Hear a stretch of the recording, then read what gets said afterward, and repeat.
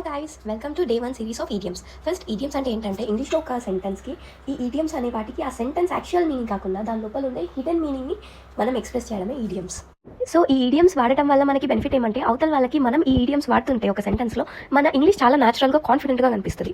ఈరోజు మన first word వచ్చేసి breaking the ice. Breaking the ice అంటే ఐస్ పగలగొట్టడం కాదండి.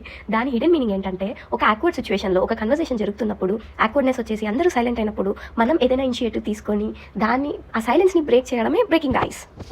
దాన్ని ఎక్కడ వాడాలో ఒక ఎగ్జాంపుల్ చెప్తాను. నేను చదువుకునే రోజుల్లో ఒకప్పుడు నాకు చాలా తక్కువ మార్క్స్ వచ్చినప్పుడు నేను వెళ్ళి మా డాడీకి ప్రోగ్రెస్ కార్డ్ పెట్టాను అనమాట. అక్కడ సిచ్యువేషన్ కొంచెం యాక్వర్డ్ అయిపోతుంది, ఎందుకంటే నేను నార్మల్గా బాగా తెచ్చుకుంటాను. మా డాడీ షాక్ అయ్యి కొంచెం యాక్వర్డ్ సైలెన్స్ వచ్చేస్తుంది మా మధ్య. అప్పుడు నేను ఆ సైలెన్స్ని బ్రేక్ చేయడానికి డాడీ నాకు ఒకటే కాదు, మా క్లాస్ అందరికీ ఇలానే వచ్చేది, క్వశ్చన్ పేపర్ తప్పు వచ్చింది, అలా ఇలా మాట్లాడి అది నేను బ్రేకింగ్ ద ఐస్ అనమాట.